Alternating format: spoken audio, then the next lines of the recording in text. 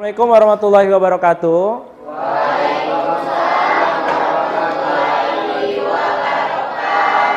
Selamat pagi semuanya.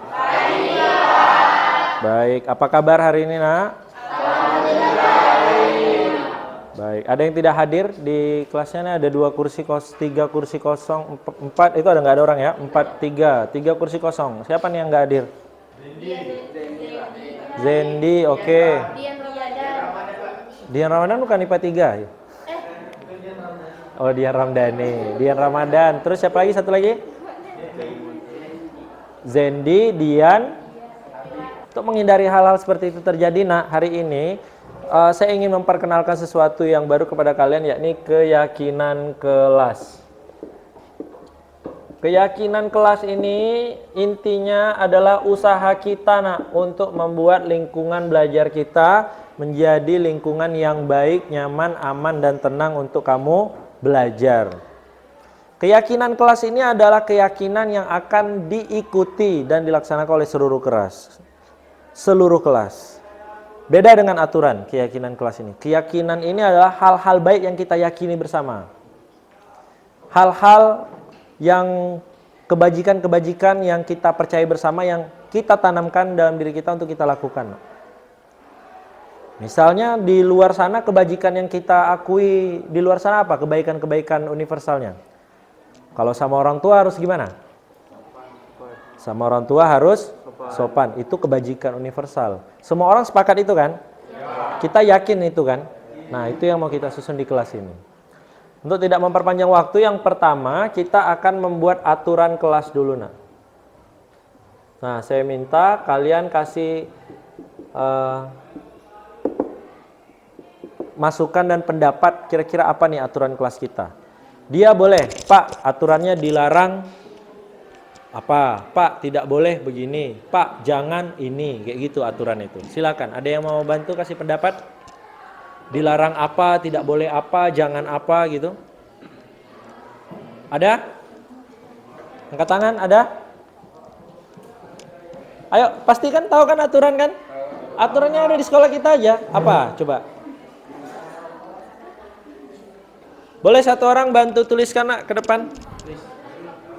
Boleh? Ayo, siapa yang mau ngasih pendapat? Ada? Yang pertama, aturan kelas pertama, tidak boleh apa? Apa, Nak? Tidak boleh ngomongin kawan. Oke, tulis, tidak boleh ngomongin kawan. Ayo, aturan apa lagi yang akan kita buat di kelas kita? Tidak boleh ngomongin orang atau ngomongin teman. Apalagi ayo, pasti banyak kenal kepalanya. Ya, apa, Nak? Nggak boleh biarin sampah sembarangan gitu, Pak, dalam kelas. Oh, tidak boleh membuang sampah sembarangan. Nah, kan banyak. Apalagi? Kita ambil 5 aja dulu. Ada? Ayo, nggak usah takut, Nak, harus pede. Ini udah mau lulus SMA loh, Nak. Udah mau jadi masyarakat ini, bukan anak-anak sekolahan lagi setelah ini. Walaupun kamu kuliah, tidak dibilang siswa lagi. Maha. Setahu saya yang dibilang maha itu Tuhan kan? Ini siswa ada mahanya. Jadi ayo beranikan. Siapa lagi? Baru 2, kita cari 3 lagi. Apa, Arya? Boleh? Boleh, itu bagus tuh. Dilarang nyolong pena.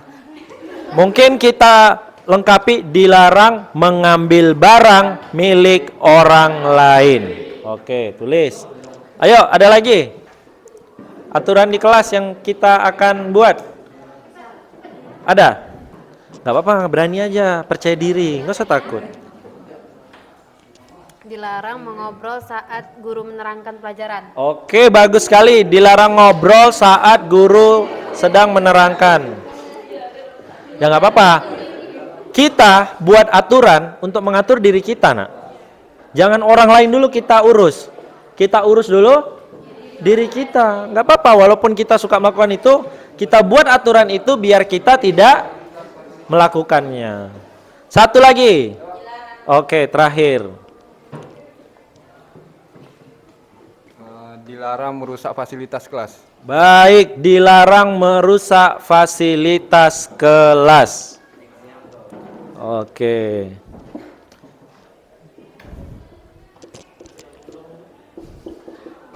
Dilarang merusak fasilitas kelas. Sudah ada 5 aturan kelas yang kita susun. Ini nanti dicatat. Terima kasih Nis. Baik, sudah ada 5 aturan yang sudah kita susun bersama. Yang pertama dilarang ngomongin teman, yang kedua dilarang membuang sampah sembarangan. Yang ketiga dilarang mengambil barang orang lain, yang keempat dilarang mengobrol saat guru menerangkan, yang terakhir dilarang merusak fasilitas kelas. Sepakat kita semua, Nak? Atau ada yang mau dihapus?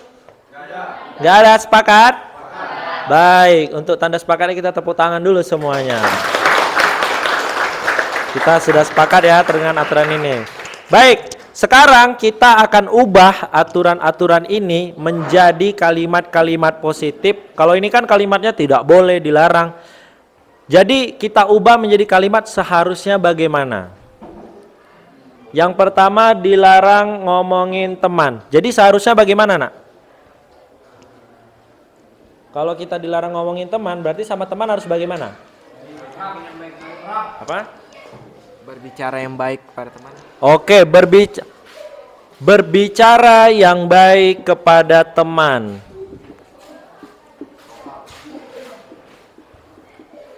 Dan saya tambahin boleh, kalau ada masalah sampaikan langsung. Betul? Baik, kita lanjutkan. Tadi sudah untuk aturan pertama. Aturan yang kedua, kira-kira kalimat positifnya apa? Dilarang membuang sampah sembarangan. Jadi harusnya bagaimana? Membuang sampah pada tempatnya.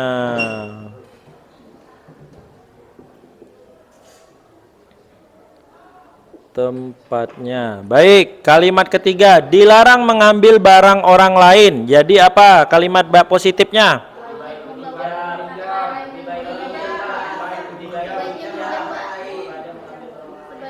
Bagus nih. Coba apa, Nak? Lebih baik apa? Cuma ngomong. Lebih baik meminjam daripada mengambil barang orang lain. Baik, bagus. Lebih baik meminjam. Lebih baik pinjam, baik. Pinjam dengan sopan lah ya. Atau satu lagi, bawa barang masing-masing. Membawa barang masing-masing. Oke, yang keempat, dilarang mengobrol saat guru menerangkan. Apa kalimat baiknya? Menghargai guru, menghargai, mendengarkan,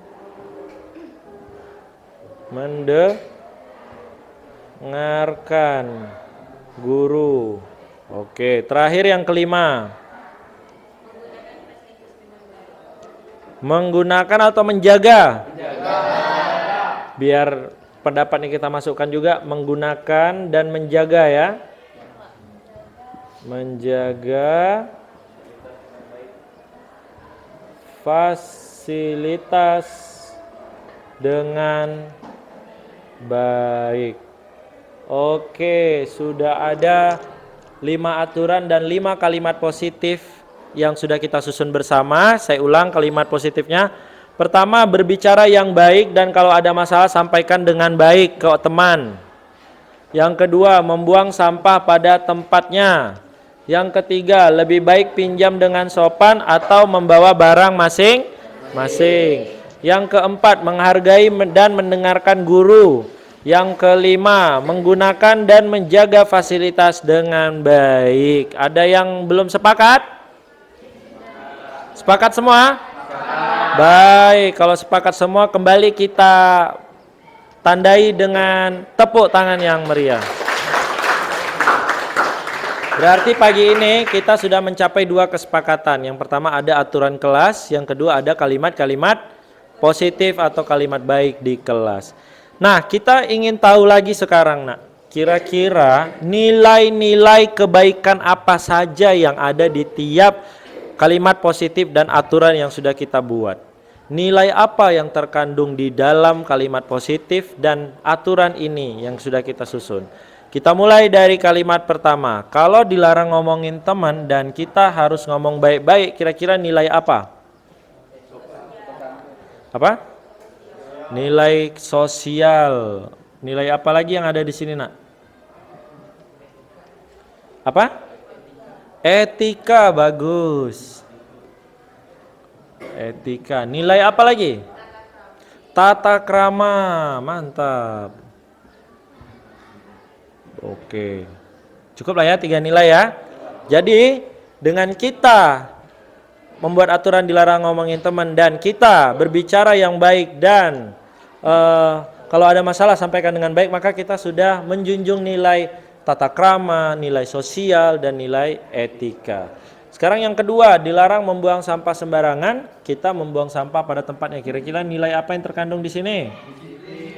Disiplin. Apalagi? Betul, bertanggung jawab. Apalagi, Nak? Kebersihan. Oke. Nilainya ada 3 ternyata. Disiplin, bertanggung jawab, dan kebersihan. Yang ketiga, dilarang mengambil barang orang lain. Hendaknya lebih baik pinjam dengan sopan atau membawa barang masing-masing. Kira-kira nilai apa nih? Jujuran boleh ya? Tidak mengambil barang orang lain berarti jujur ya. Terus apa lagi? Kalau kita bisa memenuhi kebutuhan kita sendiri itu disebut apa? Mandiri. Tanggung jawab. Apa lagi? Sudah? Cukup lah ya sementara ya. Yang keempat, dilarang mengobrol saat guru menerangkan, menghargai dan mendengarkan guru. Kira-kira nilai apa nih, Nak, yang terkandung di sini? Tata krama, etika. Attitude itu lebih ke sopan santun. Ya kan? Attitude kita kan sopan santun. Dah, cukuplah 3 ya. Terakhir, dilarang merusak fasilitas kelas. Kalimat positifnya menggunakan dan menjaga fasilitas dengan baik. Kira-kira nilai apa yang terkandung di sini? Tanggung jawab. Apa lagi?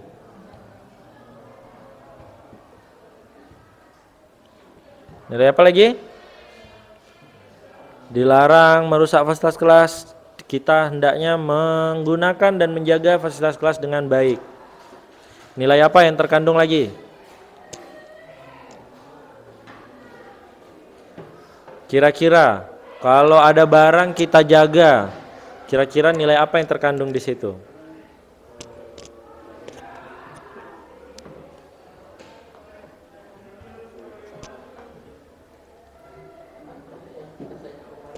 Menjaga apa? Amanah, bagus. Amanah. Kalau dititipkan dia amanah, dijaga amanahnya. Ya, ini amanah ya, titipan ini ya, fasilitas kita nih ya. Apalagi? Baik, kita ulang sedikit. Nah, ada nilai tata krama, sosial, etika, disiplin, bertanggung jawab, kebersihan, kejujuran, mandiri, sopan santun, dan amanah. Itulah nilai-nilai yang kita dapatkan dari aturan yang kalian buat, bukan saya yang buat. Tepuk tangan untuk kesepakatan kita pagi ini. Nah, sekarang saya ingin mengajak kalian untuk menyusun sebuah tabel, namanya tabel T. Tabel T berarti tabelnya berbentuk huruf T. Tabel T. Nah, yang di sini adalah yang tampak, yang di sini adalah tidak tampak. Ya.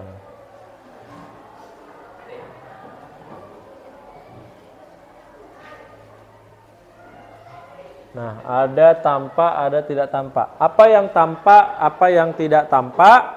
Mari kita susun bersama. Kira-kira dari kalimat positif yang nomor 1, berbicara yang baik, dan kalau ada masalah sampaikan dengan baik. Kira-kira kalau ada orang yang seperti ini, orang itu tampak yang dia perlihatkan kira-kira bagaimana? Misal, sebagai contoh mungkin bingung, yang tampak pada dirinya tentu saat ada masalah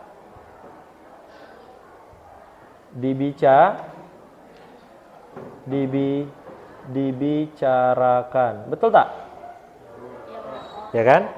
Tampaknya seperti itu kan? Orang yang berbicara baik dan kalau ada masalah sampaikan dengan baik. Maka kelihatan pada dirinya saat ada masalah dibicarakan. Tidak tampaknya saat ada masalah berarti saat ada masalah dipendam dan ngomong belakang. Gitu. Tidak tampak berarti kan? Kalau ada yang kayak gini berarti tidak tampak ini. Kalau ada yang kayak gini berarti tampak ini. Nah, kalau yang kedua dilarang membuang sampah sembarangan. Kalau tampak dia bagaimana? Hah? Kalau tampak? Hah? Dia membuang sampah pada tempatnya. Orang yang membuang sampah pada tempatnya kelihatan tampaknya seperti apa? Apa yang dia lakukan? Apa? Tidak membiarkan sampah berserakan. Boleh akan tampak seperti itu kan? Tidak biarin sampah serak.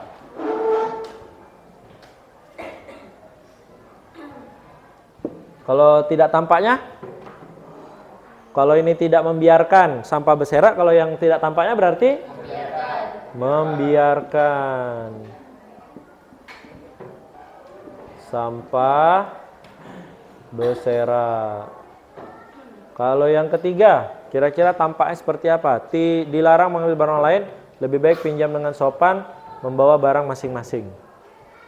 Kira-kira orang yang seperti ini sehari-harinya apa yang dia lakukan?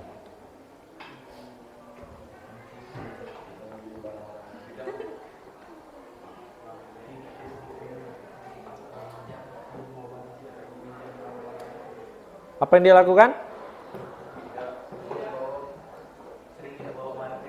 Hah? Sering tidak membawa barangnya? Kan kata-katanya lebih baik pinjam dengan sopan atau membawa barang masing-masing. Sehingga orang yang seperti ini tampak sehari-hari seperti apa? Hah?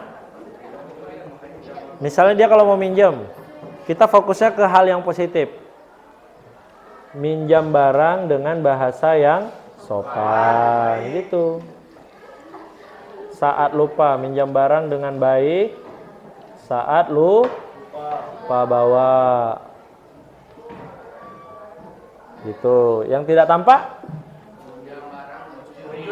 Mencuri pena. Tip X.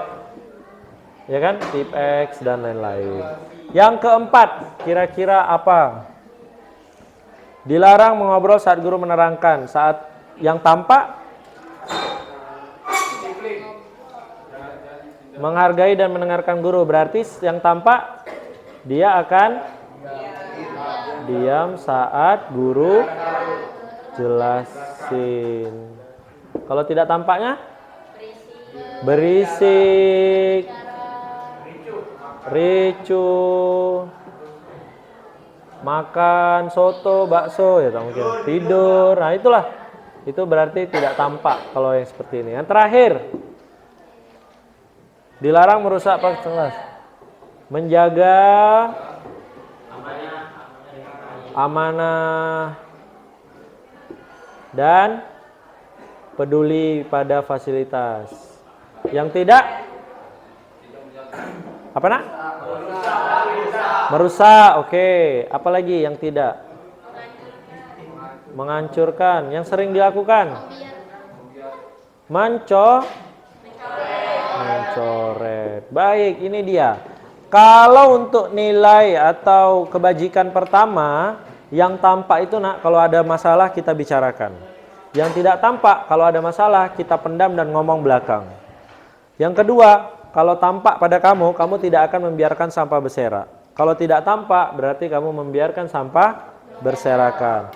Kalau kamu kalau yang kalimat positif ketiga, kamu tampaknya kalau kamu minjam barang dengan baik saat lupa bawa. Saat lupa bawa, minjam dengan baik. Kalau tidak tampak, maka kamu mencuri pena, mencuri tipek, dan lain-lain. Yang keempat, kalimat positif yang keempat, menghargai, mendengarkan guru. Maka tampaknya saat kamu di kelas, kamu akan diam saat guru jelasin. Kalau tidak tampaknya ya kamu berisik, kamu ricu, kamu makan, kamu tidur. Dan terakhir, kamu dilarang merusak fasilitas kelas dan kamu menggunakan dan menjaga fasilitas kelas dengan baik. Maka tampaknya kamu akan menjaga fasilitas kelas, kamu akan amanah, dan kamu akan peduli. Kalau ada yang mau merusak, kamu akan tegur. Itu maksudnya. Dan tidak tampaknya kalau kamu merusak, menghancurkan, dan mencoret. Berarti kalau kamu lakukan ini berarti tidak tampak hal-hal positif itu dalam diri kamu. Kira-kira ada yang mau ditambahkan lagi untuk tabel T kita? Tabel tampak dan tidak tampak? Cukup? Baik, ini kita sepakati. Mari kita tepuk tangan lagi untuk kesepakatan kita. Ini nak, sebenarnya ini aturan itu yang harusnya kita susun di awal pelajaran. Aturan ini yang kita pegang sama-sama. Dan aturan ini bukan cuma berlaku untuk siswa, tapi juga berlaku untuk guru, untuk warga kelas. Siapa yang masuk ke kelas ini maka wajib mengikuti aturan ini. Jadi saya tak boleh nyuri tipe kalian. Ya kan, pura-pura datang, ya kan. Cuman PR kok tak buat, ah? PR tak pernah buat. Nah, ini lagi nih. Ini masuk doang gembung. Jadi fotokopi saku nih. Lengkap alat-alat tulis. Nah, itu cara menyusunnya. Dan selanjutnya kita akan buat diagram Y namanya. Ini terlihat, ini terdengar, ini perilaku. Baik. Pasti bingung ya, terlihat apa yang terlihat, terdengar apa yang terdengar, perilaku apa yang perilaku. Nah, misalnya yang terlihat, kira-kira kalau orang yang berbicara dengan baik dan suka menyampaikan permasalahan langsung dengan orangnya, orang itu terlihat apa? Terlihat jujur, boleh terlihat jujur. Terlihat apa lagi orang itu? Berani, mantap. Terlihat apa lagi dia? Ganteng, boleh. Kita ini umumkan terlihat cakep ya. Pede, terlihat apa lagi? Udah cukup lah ya. Kalau orang itu membuang sampah pada tempatnya, terlihat peduli. Terlihat apa lagi dia? Bersih. Wah, banyak tak muat nih diagram Y kita nih. Kalau orang yang meminjam barang dengan baik, terlihat apa dia? Terlihat? Bolehlah amanah. Sopan, bisa tak? Oke, cukuplah, terlalu banyak. Kalau orang yang diam saat guru mendengarkan, terlihat apa dia? Sopan udah. Disiplin, oke, disiplin. Terlihat menghargai. Respect lah ya, respect. Oke, cukup. Habis itu kalau dia menggunakan dan menjaga fasilitas dengan baik, dia terlihat apa? Terlihat tanggung jawab. Tanggung jawab. Terlihat apa lagi dia? Keren. Oke, boleh.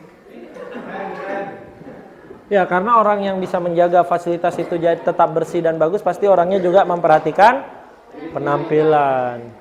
Baik, itu yang terlihat dari orang yang melakukan aturan ini. Jadi kalau kamu melakukan aturan ini, kamu akan terlihat cakep, terlihat jujur, terlihat berani, terlihat keren, terlihat amanah, terlihat sopan, terlihat tanggung jawab.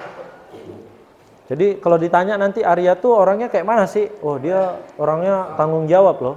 Kok tahu kamu dia tanggung jawab? Soalnya dia kalau minjam barang teman pasti dikembalikan. Soalnya dia kalau melihat sampah, dia akan mengambil sampahnya dan buang ke tong. Jadi jangan berharap terlihat baik kalau tidak pernah melakukan hal baik. Kok orang tak ada yang bilang aku baik ya? Ngapa? Nggak usah tanya ngapa. Ya? Selanjutnya terdengar. Kira-kira kalau orang yang berbicara langsung terdengarnya seperti apa? Misalnya dia ada masalah, terus dia jumpa temannya, dia akan ngomong seperti apa? Itulah. Dia ngomongnya gimana? Terdengar ngomongnya gimana? Hah? Gimana ngomongnya? Ngomongnya gimana kira-kira? Orang yang kalau ada masalah tuh ngomong di depan temannya. Misalnya, saya kasih contoh. Orangnya itu berbicara baik dan kalau ada masalah sampaikan dengan baik. Bro, aku mau bicara 4 mata. Ada waktu tak? Dia terdengar seperti itu kan? Bro, aku ada masalah. Bisa kita bicarakan 4 mata?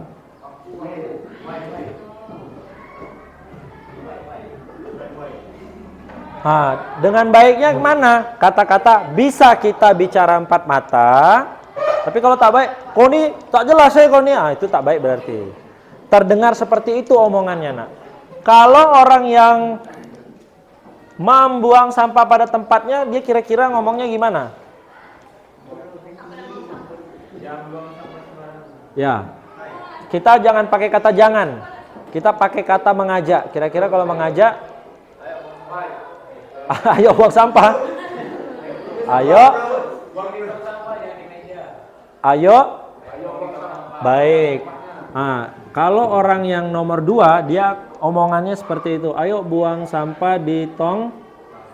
Buang sampah di tong sampah. Oke.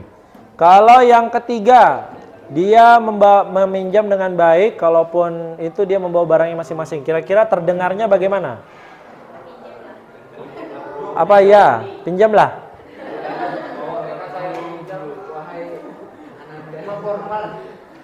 Tak. Dia bahasa sehari-hari aja, nggak harus bahasa Indonesia yang baku dan kaku gitu. Sorry. Sorry bro. Aku lupa bawa pena nih. Boleh pinjem tak? Boleh pinjem tak? Misalnya gitu ya. Hah?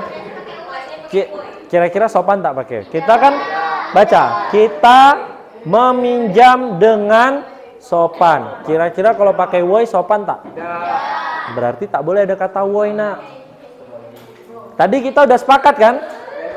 Kita tadi udah sepakat kan bahwa kita akan meminjam barang dengan sopan. Pakai woi sopan tak? Berarti kita melanggar kesepakatan. Tadi udah tepuk tangan semua tadi, tanda sepakat gitu kan? Berarti tidak boleh pakai woi. Misalnya namanya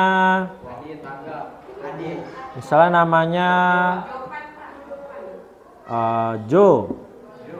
Sorry, ganggu. Boleh pinjam pena? Udah punya pacar. Boleh pinjam pena? Gitulah, terdengar seperti itulah. Ada kata sorry, ada kata maaf, ada kata baik, kata sopan gitu.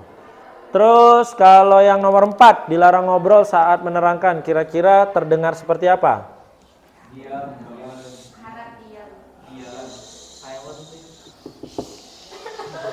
Ya, kalau ada teman yang ngomong dia, ya kan? Terdengar seperti itu kan? Orang yang menghargai guru saat guru menjelaskan akan terdengar. Ya, tapi tak pula semuanya. Cukup diwakili satu orang menegur temannya yang ngobrol. Misalnya kan lagi dengerin kan? Gitu. Kira-kira orang kayak gitu terlihat apa? Terlihat keren kan?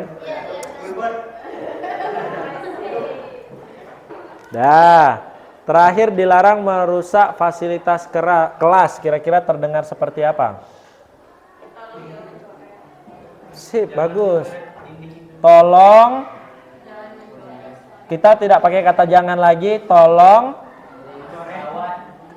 Tolong rawat, mantap. Tolong rawat Meja dan kursi. Boleh? Kata-kata kayak gitu terdengar. Teman-teman, tolong kita jaga ya meja dan kursi kita. Terdengar seperti itu. Orang yang menggunakan dan menjaga fasilitas dengan baik. Jadi kamu tak bingung nih, saya harus melakukan apa Pak biar saya bisa melakukan hal ini? Nih, sudah kita buatin. Baik, perilakunya sekarang. Orang yang berbicara baik dan kalau ada masalah sampaikan dengan ke depan maka akan berperilaku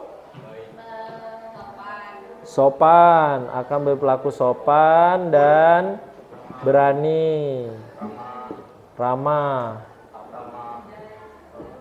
Oke, yang kedua, kalau orang itu membuang sampah pada tempatnya dia akan berperilaku peduli dan hidup sehat, betul ya?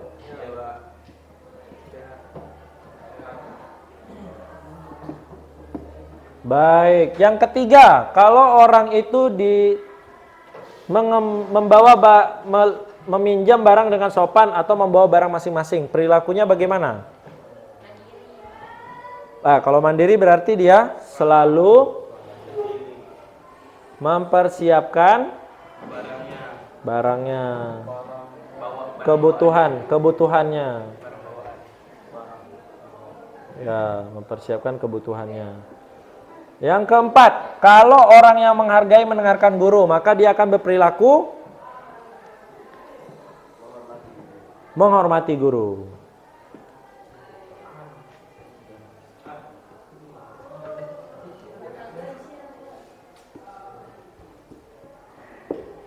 Baik.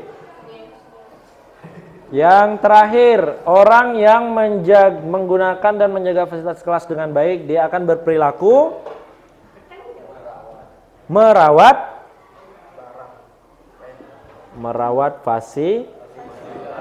fasilitas.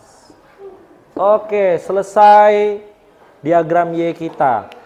Dari aturan kalimat positif dan nilai yang sudah kita susun serta hal yang tampak dan tidak tampak saat orang itu melakukan kalimat-kalimat positif ini, dia akan terlihat amanah, dia akan terlihat sopan, dia akan terlihat tanggung jawab, jujur, berani, keren, disiplin, respect, cakep, pede, peduli, dan bersih. Kalau kita melakukan ini, maka kamu akan terlihat seperti itu, nak.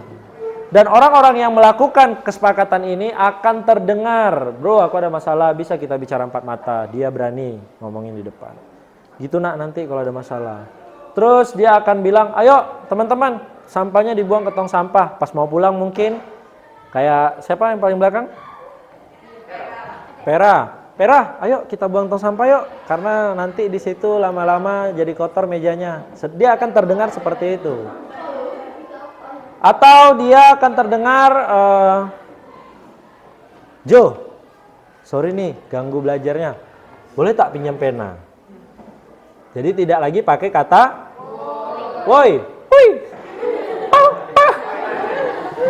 bahasa-bahasa hutan jadi tak dibawa lagi ke kelas ini ya. Baik, lanjut. Orang yang diam saat guru menjelaskan, dia tidak mengeluarkan suara. Dan kalau ada orang yang ngobrol atau risu, dia akan menegur dengan ucapan shh.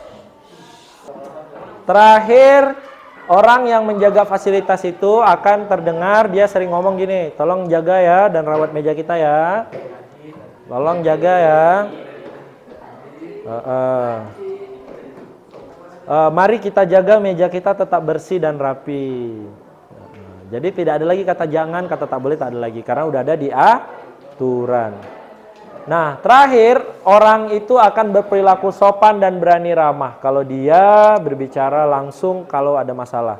Orang itu akan berperilaku peduli dan hidup sehat. Orang itu akan berperilaku selalu mempersiapkan kebutuhannya. Orang itu akan berperilaku menghormati gurunya. Dan orang itu akan berperilaku merawat fasilitas kelasnya. Sepakat kita, nak? Sepakat. Tepuk tangan lagi untuk kesepakatan kita. Baik, terakhir ada 1, 2, 3, 4, 5. 1, 2, 3, 4, 5. Cuma sampai sini. Yang 1, 2 tak ada kelompok. Saya minta kita diskusi sebentar. Kamu menentukan, nak, kira-kira yang nomor 1 ini tugasnya siapa? Tugas siswa aja atau tugas guru juga? Kalau tugas guru juga, berarti yang harus melakukan ini saya dan kamu. Maka kamu akan pakai kata-kata kita akan sopan, berani, dan ramah. Kalau yang harus melakukan itu adalah saya dan kamu siswa. Kalau yang harus melakukannya hanya kamu, maka kami. Jadi kalau yang harus melakukan guru dan siswa, kita. Kalau yang melakukan hanya kamu, kami. Silakan didiskusikan. Ini satu kelompok diskusi. Nanti tulis di sini yang nomor 1, kita atau kami.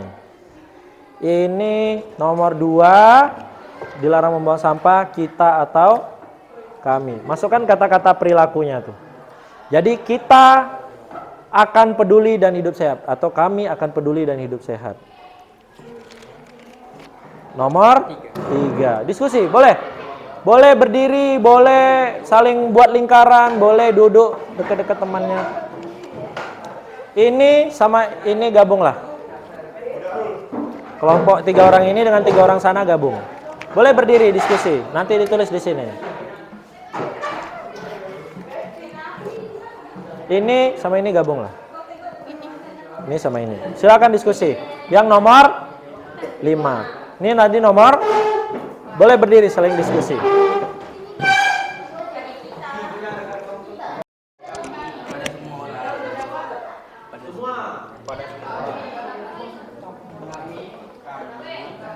Kan perilaku kan? Mana kertasnya? Diskusi bareng, ayo berdiri aja nggak apa-apa. Buat lingkaran gitu nggak apa-apa.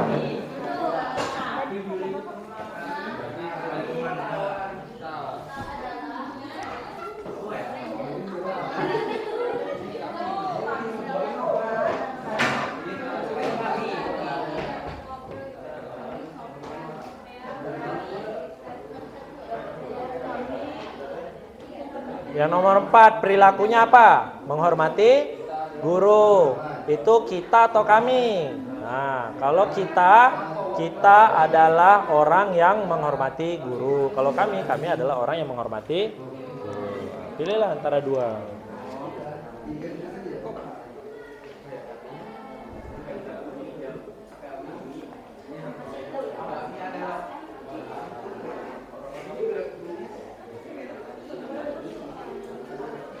Nah, cukup.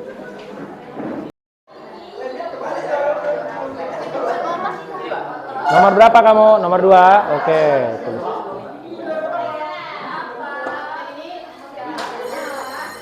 Baik, terakhir nomor 3. Oke, sudah semua. Mari tepuk tangan sekali lagi, Nak.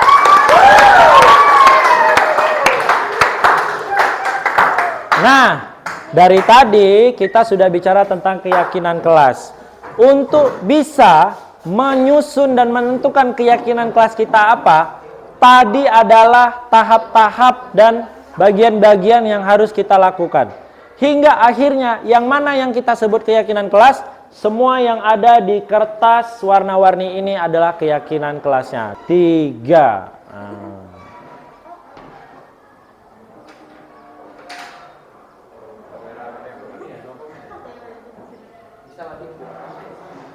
Baik, sekarang saya minta perwakilan kelompok 1. Siapa yang berani membacakan keyakinan yang sudah ditulis? Ayo, 1 orang. Ayo, siapa yang berani? Ayo. Siapa aja boleh. Ayo. Yuk, kita kasih semangat untuk kelompok 1. Tepuk tangan dulu untuk kelompok 1. Yuk. Bacakan keyakinan kelas kita yang pertama. Ya. Keyakinan yang pertama, kita harus berperilaku sopan dan berperilaku baik, ramah kepada semua orang atau teman. Baik, kalau kita berarti saya juga harus melakukan ya? Ya. Berarti saya harus sopan, berperilaku baik, ramah kepada semua orang atau teman. Sepakat? Sepakat. Itu adalah keyakinan kelas kita yang pertama. Tepuk tangan untuk kelompok 1. Itu keyakinan kelas yang sudah kita sepakati bersama. Yang pertama, kita harus berperilaku sopan dan berperilaku baik, ramah kepada semua orang atau teman. Ayo kelompok 2, siapa perwakilan untuk maju ke depan? Kelompok 2. Ayo, bacakan. Silakan. Apa keyakinan kelas kita yang kedua?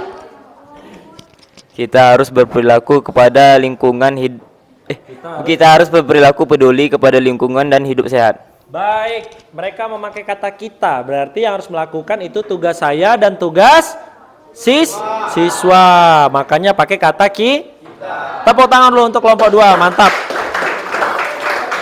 Karena yang harus peduli pada lingkungan itu bukan hanya siswa, tapi guru juga. Kelompok 3 perwakilannya siapa? Jangan langsung nunduk-nunduk semua. Ayo yang berani, cuma membacakan, tidak suruh ngapa-ngapain. Nah, harus berani. Udah mau lulus SMA tak berani juga. Kita harus mempersiapkan kebutuhan barang yang harus dibawa, Pak. Baik, masih dengan kata kita. Artinya saya juga harus mempersiapkan ya. Tapi kalau nanti misalnya mau isi absen saya lupa bawa pena, maka saya harus pinjam dengan baik. Begitu juga dengan siswa. Mempersiapkan dulu, kalau lupa pinjam dengan baik. Baik, terima kasih, tepuk tangan untuk kelompok 3. Mantap. Vera ya. Silakan baca kelompok 4. Apa keyakinan kelas kita berikutnya? Kami adalah siswa yang sopan dan menghormati guru. Baik, kami berarti ini adalah tugas siswa untuk menghargai dan menghormati guru. Tepuk tangan dulu untuk semuanya. Terakhir kelompok 5. Siapa yang mau maju mewakili kelompok 5? Silakan, Nisa.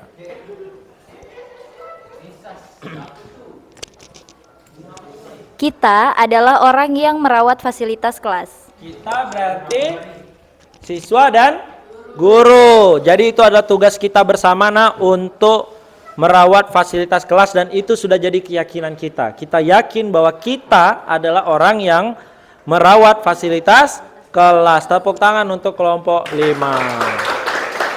Baik, ini adalah keyakinan kelas yang sudah kita sepakati. Ada 5 keyakinan kelas yang akan kita laksanakan selama menjadi warga kelas 12 IPS 3. Baik, dengan begini demikian pertemuan kita hari ini, dan keyakinan kelas ini akan kita pegang terus sampai nanti kita pindah dari kelas ini. Artinya naik kelas atau lulus. Semoga ini tertanam dalam diri kamu sehingga saat kamu nanti keluar, nilai-nilai ini, keyakinan-keyakinan ini bisa kamu terapkan dalam hidup bermasyarakat. Terima kasih. Wabillahi taufiq wal hidayah. Wassalamualaikum warahmatullahi wabarakatuh.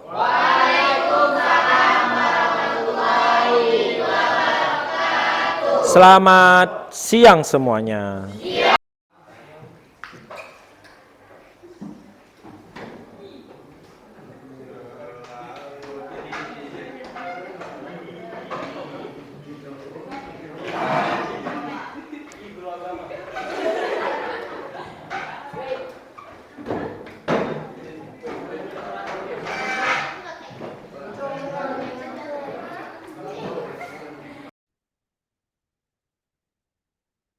Baik, sambil menunggu Bapak Ibu yang lain, kita langsung awali saja. Saya ucapkan terima kasih pada peserta yang sudah datang. Ada Mimi, selamat datang. Ada Dian dan bergabung. Ada Bu Sulfia Nur Oktaviani, selamat datang Bu Sulfia. Dan juga yang baru juga bergabung ada Pak Kurniadi Akbar nih. Ini pakar fisika dari Tembilahan. Selamat datang Pak Kurniadi Akbar. Beliau ini juga salah satu dosennya. Saya jadi tak berani banyak ngomong nih, nanti takut salah ngomong malah dikomplain diprotes sama Pak Kurniadi Akbar. Baik, Bapak Ibu serta siswa yang sudah hadir pada sore hari ini, selamat datang Bu Fitri. Atas kehadirannya saya ucapkan terima kasih Bu Fitri. Kita cuma ingin ngobrol santai, sharing-sharing, dan mungkin saya pada kesempatan ini bukan ingin mengajari atau ingin memberi memberi tunjuk ajar, bukan, tapi hanya mentransfer, memindahkan apa yang kemarin sudah saya dapat kepada Bapak Ibu serta siswa yang sudah hadir pada sore hari ini. Jadi bukan mengajari, kita ngobrol santai aja. Kalau mungkin memungkinkan, silahkan dibuka kameranya, namun bila tidak memungkinkan tidak apa-apa, ditutup aja sambil didengarkan. Jadi kayak dengar radio gitu aja. Sore ini seperti poster yang sudah beredar, itu saya ingin membahas tentang bagaimana kita membangun budaya positif di kelas atau di lingkungan pendidikan kita, atau sekolah kita. Nah, dengan tema utamanya guru jangan ngomel. Kenapa? Karena sepertinya salah satu alasan suasana kelas tidak menyenangkan adalah karena gurunya tidak ngomel. Jadi kalau tak boleh ngomel kita harus ngapain? Nah, mungkin kita bisa bicarakan bareng sore ini kalau tak boleh ngomelnya harus ngapain? Atau gimana kalau ke bawah emosi atau ke bawah suasana akhirnya ngomel. Jadi itu yang ingin kita bahas, yang ingin kita jabarkan atau breakdown pada sore hari ini. Baik, Bapak Ibu, sepertinya Pak Kurniadi Akbar masih berusaha untuk connect ke audio, jadi belum terdengar Pak ini. Saya izin share screen terkait uh, hal yang ingin kita bicarakan pada sore hari ini. Baik, Bapak Ibu sekalian, mungkin di layar Bapak Ibu sudah terlihat ini adalah tema kita pada hari ini. Speed stop, mungkin kalau suara saya kurang jelas bisa sambil dibaca apa yang ada di layar Bapak Ibu. Namun sebelumnya saya izin memperkenalkan diri, walaupun semuanya sudah kenal sama saya di ruang ini. Salam dan bahagia, saya Habib dan saya telah mempelajari tentang budaya positif, di mana budaya positif ini adalah cara kita untuk menumbuhkan budaya positif. Telah mempelajari tentang budaya positif, di mana budaya positif ini adalah cara kita untuk menumbuhkan kebajikan universal di sekolah. Jadi sebenarnya Bapak Ibu, budaya positif ini harapan kita dengan membudayanya hal-hal positif, maka kita sebagai guru itu bisa menanamkan kebajikan universal. Kebajikan universal itu adalah kebajikan yang disepakati oleh masyarakat luas. Sehingga murid kita atau peserta didik kita, Bapak Ibu, memiliki rasa, memiliki daya dan upaya secara mandiri untuk melaksanakan kebajikan universal atau kesepakatan baik yang ada di dalam masyarakat. Nah, salah satu caranya adalah dengan membangun budaya positif. Saya rasa ini bukan hal yang baru dan mungkin sudah sering juga kita dengar, namun pada kesempatan ini mungkin ditampilkan dari sisi yang berbeda dengan bahasa budaya positif. Saya yakin sudah banyak Bapak Ibu yang menerima materi sejenis dan juga sudah banyak yang mendapatkan wawasan sejenis. Nah, baik, pertama tentunya kita ingin tahu dulu apa itu budaya positif. Seperti yang disampaikan di depan, budaya positif adalah lingkungan atau situasi atau keadaan yang ada di sekitar siswa kita, Bapak Ibu. Jadi lingkungannya positif, di mana lingkungan yang positif ini nantinya yang akan mendukung tumbuh dan kembangnya. Kenapa kita perlu nih menerapkan budaya positif pada lingkungan anak-anak kita? Karena ini sebenarnya dikembalikan lagi ke teori konvergen. Mungkin Bapak Ibu dulu tuh sering dengar ada istilah, ada ungkapan, atau Dian mungkin sebagai siswa juga sering dengar bahwa seorang bayi yang baru lahir itu ibarat kertas putih kosong yang siap untuk ditulis oleh kedua orang tuanya. Ternyata teori itu sudah lama ditinggalkan Bapak Ibu. Jadi menurut hasil penelitian dan pengamatan terbaru, teori yang berlaku saat ini itu disebut dengan yang paling banyak diakui dan paling banyak digunakan oleh para pakar pendidikan kita, itu disebut teori konvergen. Nah, teori konvergen ini mempercayai atau meyakini bahwa seorang anak yang lahir ke atas dunia ini ibarat sebuah kertas, tapi tidak kosong. Kertasnya tidak kosong, Bapak Ibu. Kertas yang lahir atau anak yang lahir ini ibarat sebuah kertas yang pada kertas itu sudah ada tulisan baik dan tulisan buruk. Tapi kedua tulisan itu samar-samar, Bapak Ibu.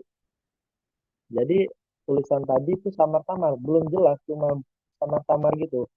Seiring waktu, lingkunganlah yang akan mempertebal tulisan itu. Jadi tergantung nih keadaannya. Kalau lingkungannya baik, maka tulisan yang baik yang akan timbul dan jelas terlihat pada diri si anak atau si murid. Tapi kalau lingkungannya jelek, maka tulisan yang jelek lah yang akan timbul. Jadi Bapak Ibu, dan siswa, Dian, jangan pernah berpikir orang itu baik kok. Karena di dalam dirinya, jauh di dalam dirinya itu ada juga tersimpan bibit-bibit yang tidak baik. Nah, itu adalah teori yang dipercaya dan banyak digunakan oleh pakar pendidikan saat ini. Sehingga salah satu dengan dasar teori tersebutlah maka lahir kurikulum merdeka. Dan budaya positif ini adalah salah satu upaya dalam kurikulum merdeka yang akan kita lakukan untuk eh, menciptakan lingkungan yang positif. Baik, selanjutnya eh, apa nih yang harus kita upayakan untuk bisa menciptakan budaya positif? Salah satu upaya yang bisa kita lakukan adalah menciptakan disiplin positif. Kalau dulu saya pernah dengar Bapak Ibu dari seorang tokoh besar Indonesia, yakni Kiai Haji Ahmad Dahlan. Beliau pernah mengatakan sebuah ungkapan bahwa uh, khutbah atau pidato yang jitu adalah keteladanan. Kita nih para Bapak Ibu guru itu kan sering ya di depan murid memberikan pidato atau khutbah atau ceramah atau apalah di depan kelas. Ternyata khutbah atau pidato yang jitu kata Bapak Kiai Haji Ahmad Dahlan adalah keteladanan. Inilah yang hendaknya kita lakukan Bapak Ibu. Saya yakin ini bukanlah hal yang mudah, namun ini bisa kita biasakan pelan-pelan. Saya yakin budaya positif ini saat ini bukan hanya kita terapkan untuk siswa, namun kita juga terlebih dahulu menerapkan untuk diri kita sendiri. Karena saya sebagai guru juga melakukan refleksi terhadap diri saya, masih banyak hal-hal di diri saya yang belum menunjukkan aspek positif yang nantinya akan menciptakan budaya positif di sekitar saya. Sehingga budaya positif dan salah satu caranya dilakukan dengan pembiasaan disiplin positif ini, selain kita terapkan untuk siswa, juga kita ingin terapkan untuk diri kita sendiri. Jadi, eh, jangan hanya melulu siswa yang kita tuntut, kita lupa melihat dan merefleksikan kepada diri kita.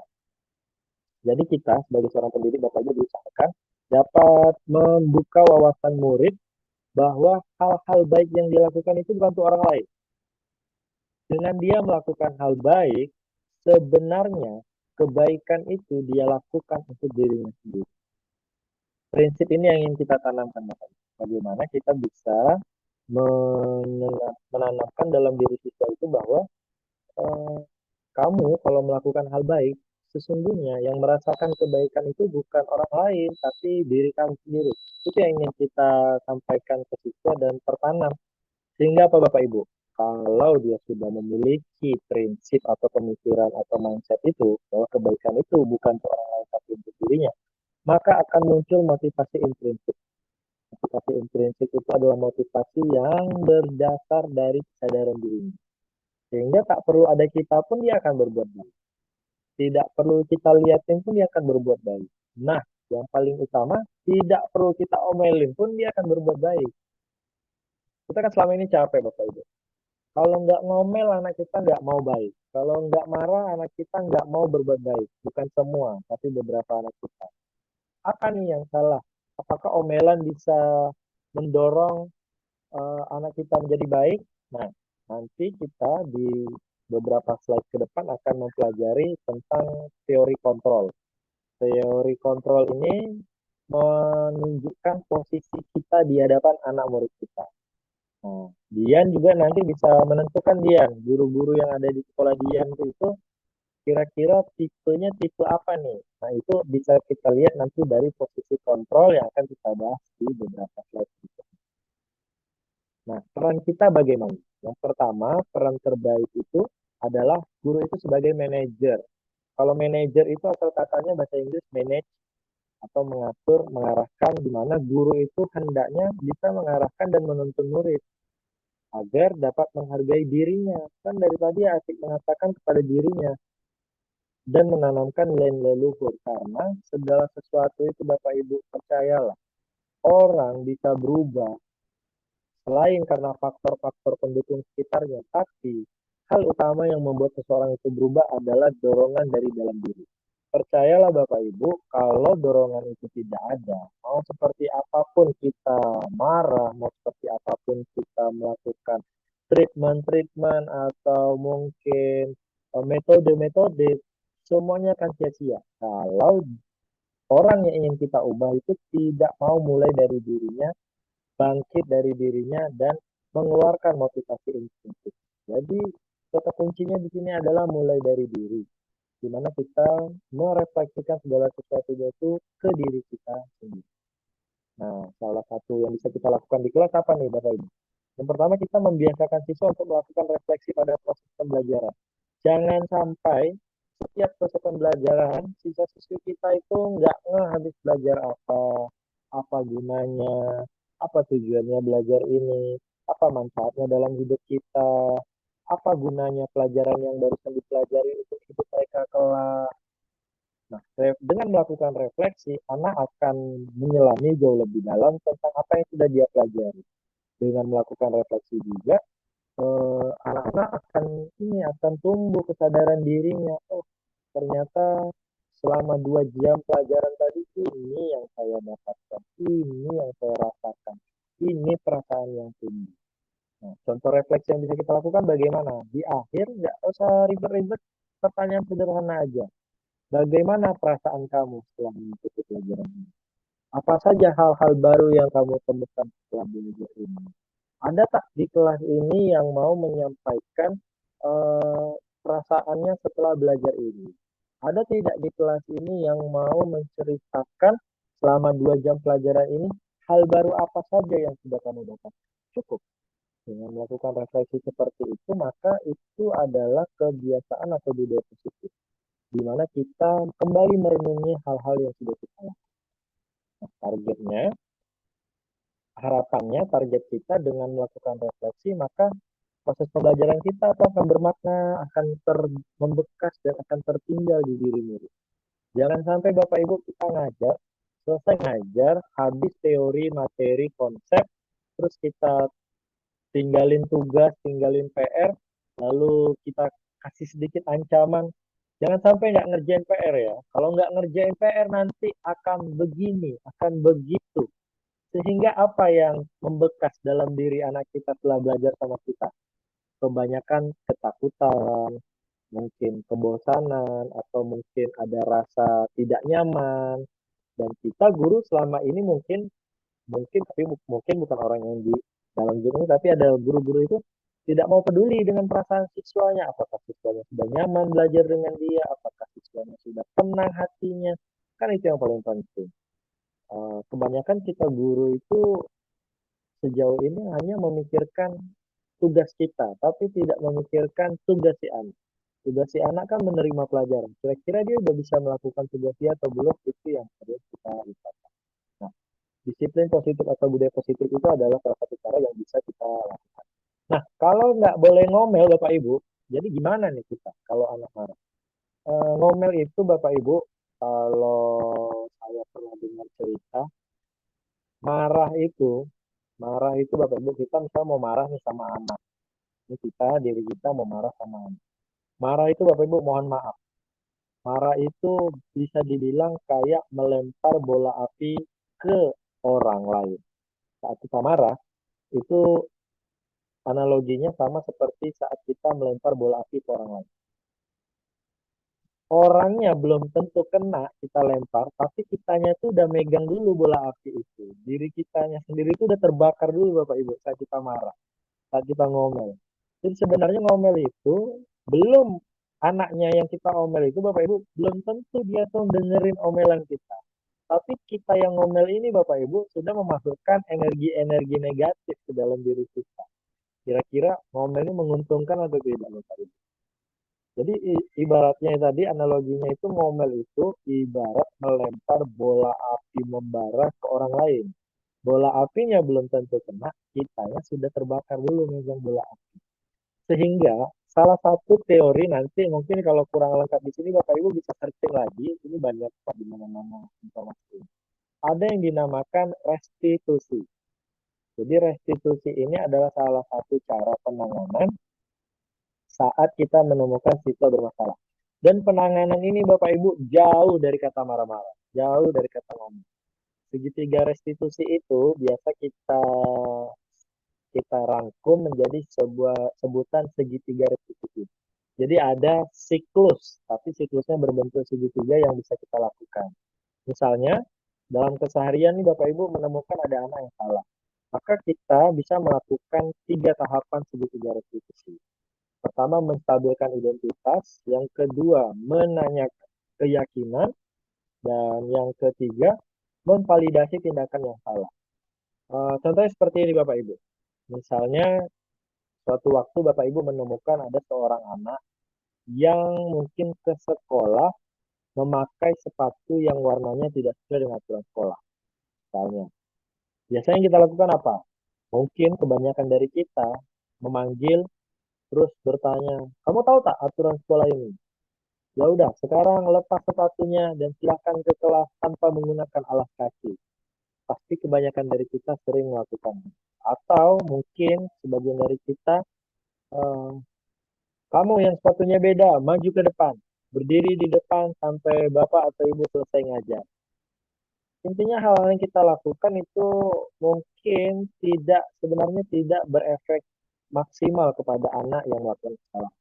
Nah, dengan menggunakan tiga restitusi ini, harapan kita Bapak Ibu, apa yang kita lakukan itu bisa memberikan efek gimana gitu, efek senang, efek tenang, dan efek nyaman ke para murid-murid kita. Yang pertama, menstabilkan identitas. Menstabilkan identitas ini salah satu caranya Bapak Ibu adalah dengan menyampaikan kepada siswa-siswi kita bahwa kesalahan itu adalah hal yang wajar.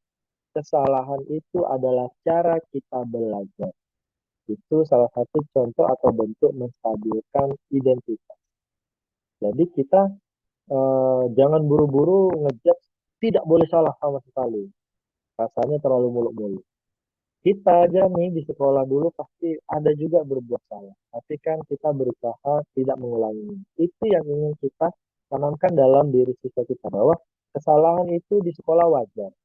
Cuma yang perlu kita lakukan sekarang adalah berangkat masuk ke tahap yang kedua yaitu menanyakan keyakinan. Anak itu udah salah kita tanyakan. Menurut kamu, kesalahan kamu ini bagaimana cara memperbaiki? Nah, itu adalah tahap menanyakan keyakinan. Jangan kita yang capek mikirin gimana ini cara anak ini.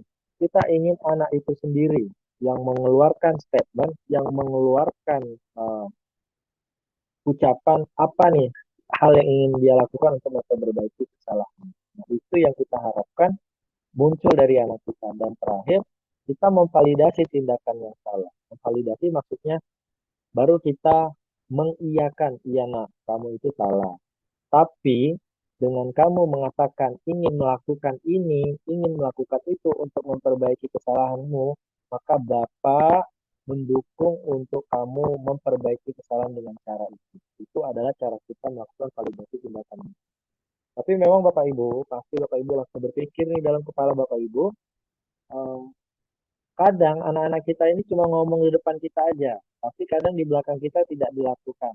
Nah, inilah yang diharapkan kita sebagai guru tidak menyerah dan tidak mudah putus asa untuk menghadapi siswa. Karena apa Bapak Ibu? Selama dia masih menjadi siswa kita, maka selama itu pula lah tugas kita masih melekat untuk memperbaiki, untuk menuntun, untuk mengarahkan.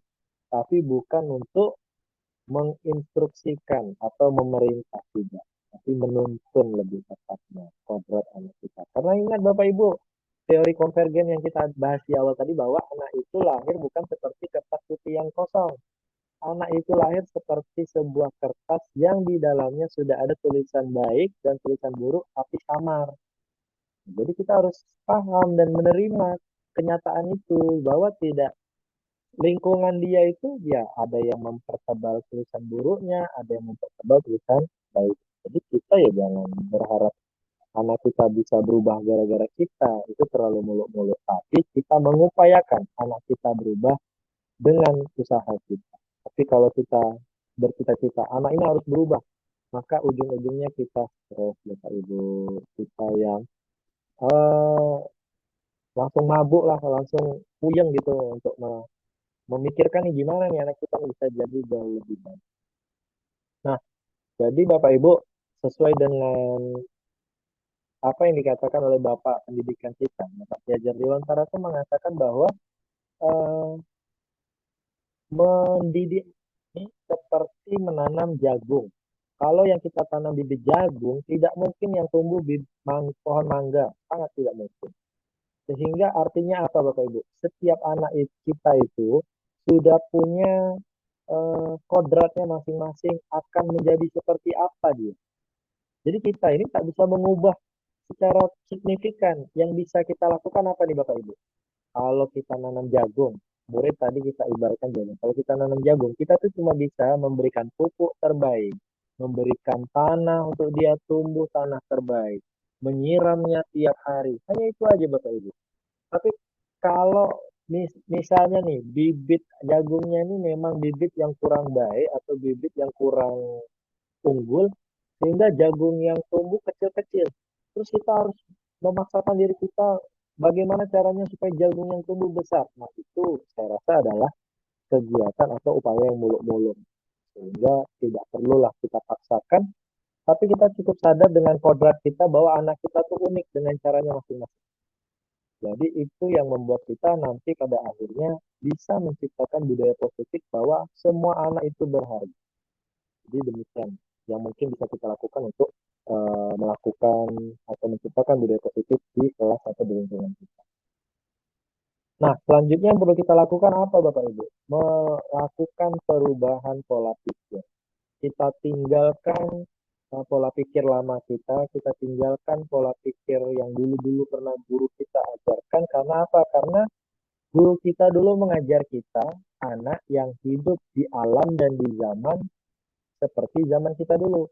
Zaman saat ini sudah berbeda. Tentunya perlu ada pendekatan berbeda juga dalam mengajar dan mendidik anak-anak kita. Tidak mungkin kita samakan. Ibaratnya dulu orang mencangkul atau membajak sawah dengan sapi atau kerbau. Saat ini kan orang membajak sawah dengan traktor. Ada perubahan dari sapi menjadi traktor. Begitu juga dengan kita, Bapak Ibu guru harus mau berubah pola pikir kita.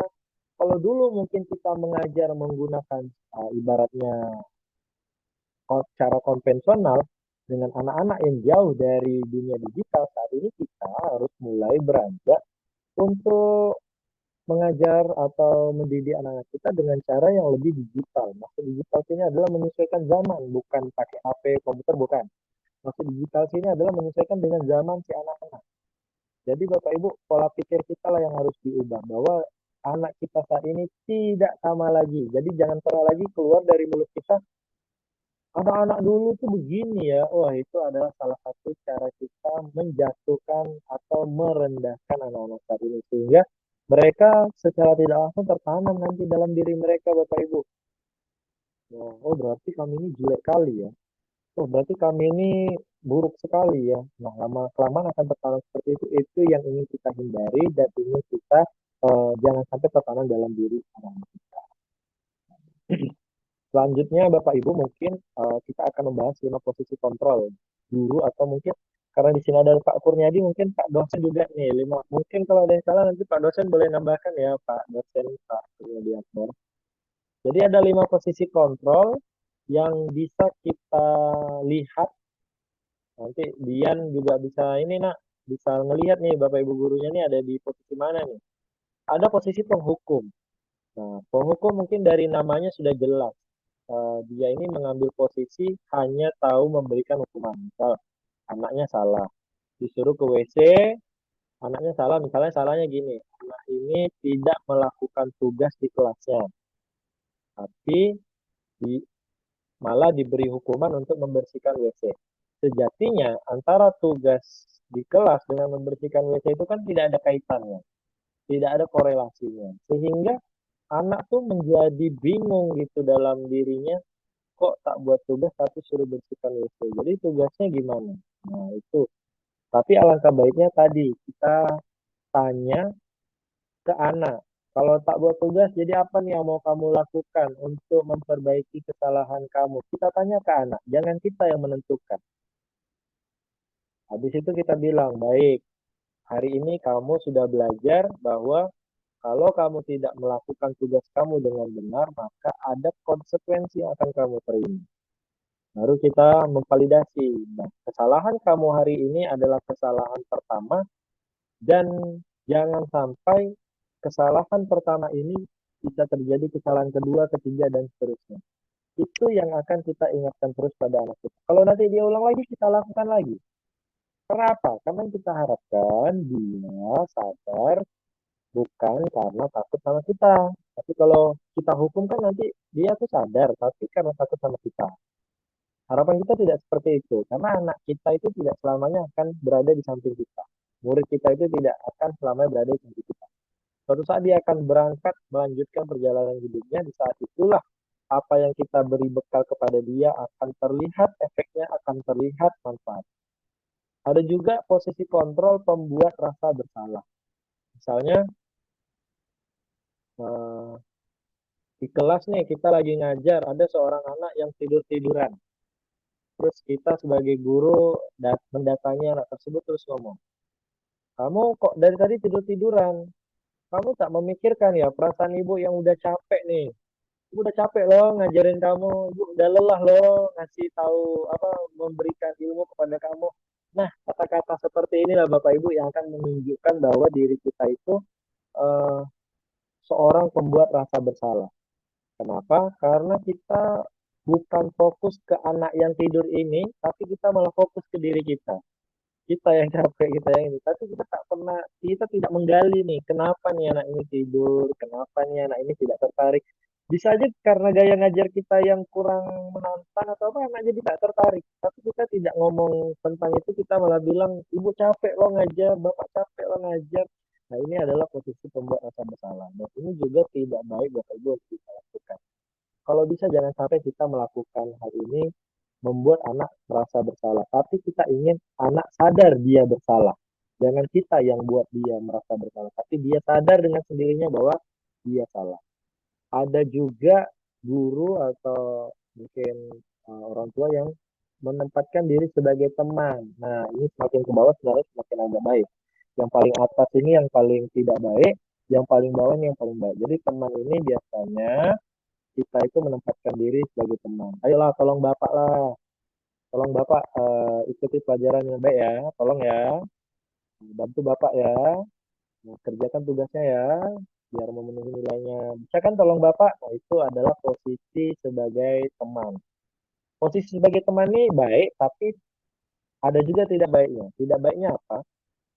Anak itu akan manut, akan ikut hanya kepada kita. Dengan guru lain tidak. Karena karena posisi teman tadi. Dia hanya akan nurut, dia hanya akan mendengarkan apa yang kita bilang aja. Tapi dia tidak akan mendengarkan apa yang guru-guru lain bilang. Karena yang dia anggap dekat sama dia adalah kita. Nah, itu juga tidak betul. Karena apa? Karena kan kita tidak selamanya ada di samping dia. Suatu saat kita akan pergi, kita akan melepaskan dia untuk melanjutkan jalan. Ada juga tipe pemantau. Nah, tipe pemantau ini yang seperti apa? Biasanya tipe pemantau ini tipe yang kalau anak melakukan kesalahan, dia ini sifatnya langsung. Silakan kamu ke meja piket. Tidak ada gitu pendekatan, tidak ada dulu mungkin kepedulian. Udah langsung ke meja piket. Kamu lapor dulu ke meja piket apa kesalahan kamu. Tidak salah, karena mengikuti prosedur yang mungkin yang disepakati atau kesepakatan sekolah. Tapi itu tadi, kita tidak bisa menggali, kan harapannya tadi Bapak Ibu di awal, kita ingin menumbuhkan motivasi intrinsik. Kalau anak salah, anak itu sadar dengan kesalahannya. Dan kita kan tadi sempat kita bahas pada slide sebelumnya, kita memberikan disiplin positif. Disiplin positif itu salah satunya adalah keteladanan. Kalau kita menunjukkan hal-hal seperti itu, maka anak akan meneladani seperti itu. Nah, yang terakhir adalah posisi manajer. Kalau posisi manajer ini posisi penuntun. Itulah tadi digunakan segitiga restitusi. Biasanya orang dengan posisi manajer ini akan menuntun terlebih dahulu. Dan kalaupun mau menghukum anak, hukuman itu datangnya dari anak. Tapi bagaimana caranya agar anak bisa mengeluarkan hukuman untuk dirinya sendiri? Itu tadi kita yang menuntun dengan pertanyaan-pertanyaan, dengan mungkin obrolan-obrolan baik, obrolan-obrolan yang mungkin membuka wawasan anak. Karena Bapak Ibu, kita sadarilah anak kita tuh tak semuanya akan baik, tak semuanya juga akan jelek. Tugas kita hanya berusaha mempertebal hal-hal baik pada diri. Itu dia 5 posisi kontrol yang bisa kita ambil. Usahakan jangan ambil posisi 1 sama 2, Bapak Ibu. Posisi 1 sama 2. Kalaupun posisi teman, kalau bisa dikolaborasikan juga dengan posisi pemantau dan posisi manajer. Jadi kita bisa mengambil banyak posisi tergantung situasi dan kondisi. Nah, ini mungkin sudah sampai di penghujung Bapak Ibu. Sebelum kita buka sesi ngobrol, hal lain yang perlu dalam menciptakan budaya positif adalah kolaborasi dan komunikasi. Ini yang paling penting. Kolaborasi itu adalah kebersamaan. Komunikasi adalah cara kita mempertahankan kebersamaan. Jadi kalau mau mempertahankan kebersamaan, mustahil kalau tidak ada komunikasi. Karena saya yakin hal itu sama. Mau di rumah, mau di keluarga, mau di rukun tetangga kita, rukun warga, dan di sekolah. Kolaborasi itu akan bertahan dengan komunikasi yang baik. Dan juga budaya positif itu adalah terjadi saat kita saling menghargai dan meningkatkan empati. Nah, saling menghargai ini bukan hanya anak menghargai kita guru, tapi guru juga harus bisa menghargai anak itu sebagai seorang manusia. Jangan kita permalukan dia di depan orang ramai, karena dia ini memiliki rasa malu juga. Kalau kita tidak sadari itu, Bapak Ibu, maka itulah yang dinamakan kita ini tidak punya empati. Karena yang kedua, setelah menghargai adalah kita perlu meningkatkan empati. Coba kita rasakan juga kalau ada di posisi siswa. Kira-kira kita suka tak dilakukan seperti itu? Kita senang tak? Kira-kira hati kita memandang guru yang melakukan seperti itu akan sama tak seperti sebelumnya? Dengan meningkatkan empati tadi Bapak Ibu, insya Allah kolaborasi dan budaya positif kita akan tertanam jauh, akan tertanam lebih dalam di antara siswa-siswi kita. Jadi Bapak Ibu mungkin itu budaya positif yang bisa saya sampaikan. Saya yakin banyak yang bisa kita obrolkan terkait mungkin hal-hal yang kita alami sehari-hari. Mungkin kita bisa ngobrol santai. Kalau nanti saya tak bisa membagi informasi tentang pertanyaan Bapak Ibu, kita bisa bertukar pendapat dan bertukar.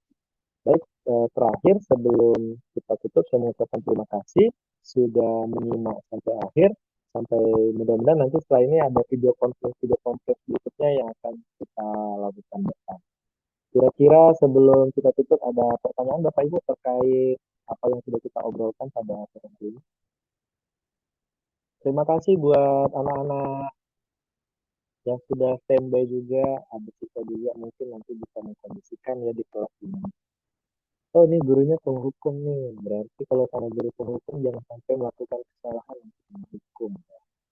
Silakan ada yang mau bertanya? Oh silakan Aulia, Aulia Dirianti. Silakan Aulia, sudah saya unmute. Silakan nak dibuka mic-nya.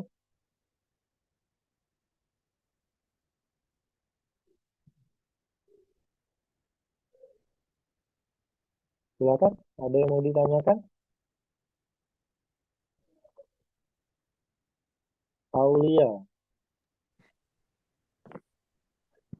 Maaf belum ada Pak. Oh, ketekan ya, nggak apa-apa. Terima kasih ya Apa ya? Aulia sudah hadir di Zoom sore ini. Silakan ada yang ingin bertanya? Wah, ini kalem-kalem, nggak apa-apa. Mungkin baru awal, jadi masih kalem-kalem. Baik, kalau tidak ada pertanyaan, saya mengucapkan terima kasih yang sebesar-besarnya atas kehadiran Ibu dan para siswi yang sudah menghadiri Zoom meeting ini. Sesuai saya itu sebenarnya mau bagi-bagi buku, kan saya ada nulis buku. Nanti kita umumin di Instagram. Ini nanti udah saya simpan ini yang peserta hadir. Nanti peserta beruntung akan mendapatkan sebuah buku dari saya, buku karangan saya sendiri. Dengan judul yang sama seperti obrolan kita pada sore ini, yakni Guru Jangan Ngomong. Sekali lagi terima kasih Bu-Ibu serta siswa yang sudah hadir.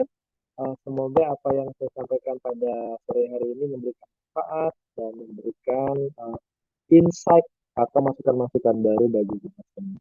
Akhirul kalam saya ucapkan wabillahi taufiq wal hidayah. Wassalamualaikum warahmatullahi wabarakatuh. Selamat sore dan salam sejahtera untuk kita semuanya. Salam dan bahagia untuk kita semua. Sampai jumpa di Zoom meeting berikutnya. Terima kasih semuanya. Waalaikumsalam Pak. Waalaikumsalam. Terima kasih. Saya end video ya. Oke.